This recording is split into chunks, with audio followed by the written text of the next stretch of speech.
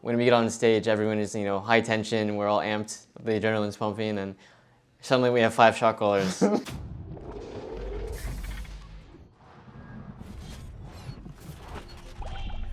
This is Azento from Esports Heaven, and I have here with me Contractz from CLG. Another win under your belt.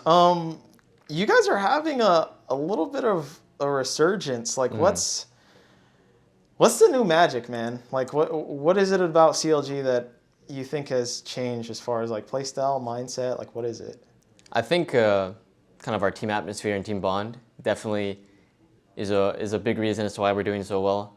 I think we're all just a lot closer to each other, where we take criticism from each other easier. Just overall, the vibe is really good. But I'd say for the recent weeks, we're just versus like easier opponents, I feel. Like when we had the EG, C9, 100 Thieves stretch, obviously all those games are definitely winnable, but obviously they're stronger teams, so it'll be a little bit more difficult. And this week it was a much lighter week. We really wanted to have like 2 clean games. Some slips here and there for sure, definitely a little bit sloppy, but to be expected. But obviously we should definitely be able to clean up those victories and make it much smoother for us. So on that front, we have been hearing a lot that CLG is like team friendship. Like it sounds like it's a really good environment as far as that's concerned. Like you were saying, you can take criticism a little bit more easy if it's, one of your friends giving you some bullshit, of just dogging you or whatnot. Yeah. Is that incredibly important to you, I guess, to have like a team friendship, a team bonding? Yeah, I mean, I've definitely been on a lot of teams that, aren't that close, and, we're not very open with each other. People are scared to, have an open mind and, communicate with each other. So I think it definitely is very important to have a good team atmosphere and team environment to be able to, speak what's on your mind and, be open with each other. It's just, obviously it's easier when we're winning, right? Sure. So that's definitely one thing, but overall, I think it's very important, yeah. Yeah. So I want to talk about your synergy with Palafox, because you guys are looking like one of the strongest 2v2s in the LCS.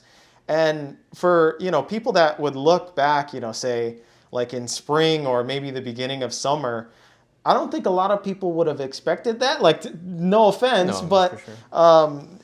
What is it about, I guess, how you guys have clicked together? Me and Palafox have been pretty close for a while now. Even before we joined CLG, we were friends with each other. We're actually both from the same hometown.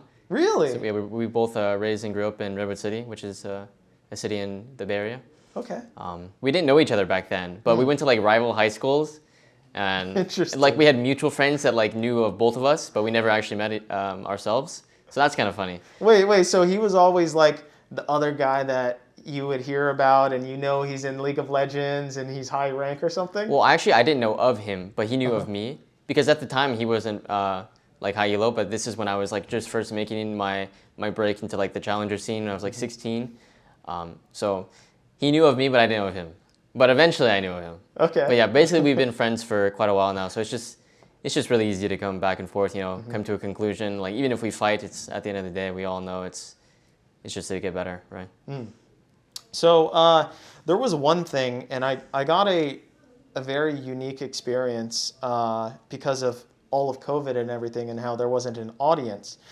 And one thing that I noticed, and I'm going to point out CLG specifically, was that I would sit in the audience and I'd listen to your guys' comms. Oh, really? I'm not going to reveal any secrets here, but I noticed that CLG was very talkative during that time, almost to the point of maybe overcommunication. Is this, I guess, true? Is my theory correct? Did you guys talk far too much in the beginning? That was most definitely one of the biggest problems we had in spring.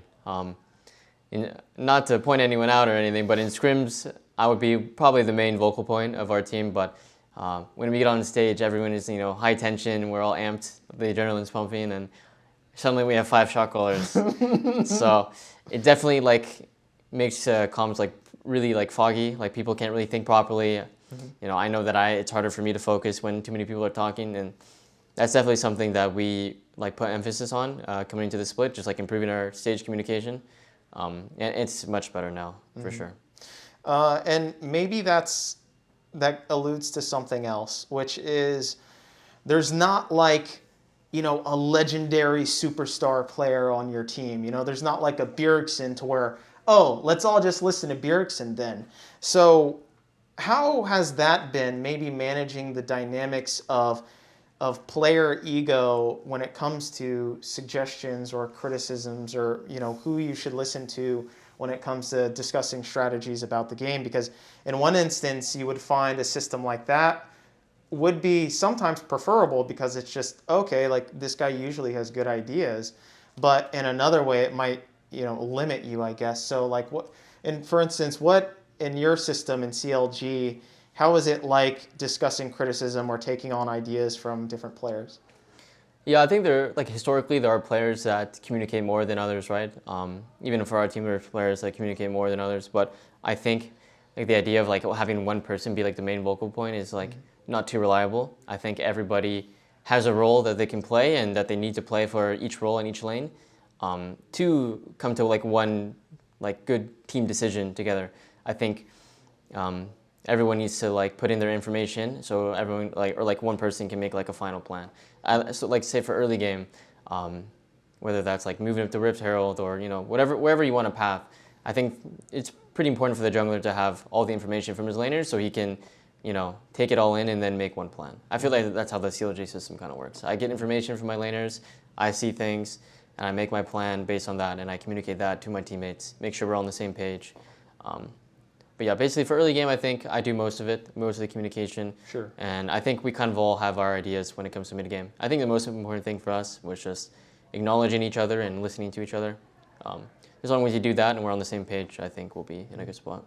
So finally, you're known as this very aggressive jungler, constantly ganking, constantly looking for angles. And I kind of like to say, I have like a little nickname for you, which is that you're like who Blabber was before Blabber. and so with that and with that identity, I guess, I was talking to Santorin before, and we were talking about being unpredictable as a jungler. And with the likes of you, and maybe we'll have the comparison against Blabber with an aggressive style, how do you manage that as far as being unorthodox, maybe ganking constantly when people don't expect you to? For me, it kind of just comes natural. Of course. It's not something that I think of as unorthodox or, you know, out of the ordinary. It's something that I see in game, and, you know, I'm able to communicate that to my teammates and execute on it.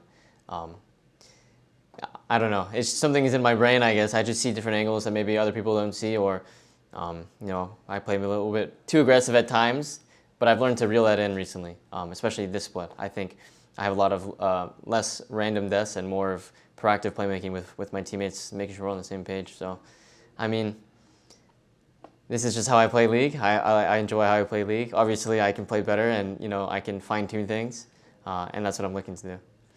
Maybe there's something in the water in your hometown. I don't know. Maybe. There could be. There could be. All right. Well, thank you very much. This Appreciate has been Azento from Esports Heaven and Contractz from CLG. Appreciate it. Thanks for having me.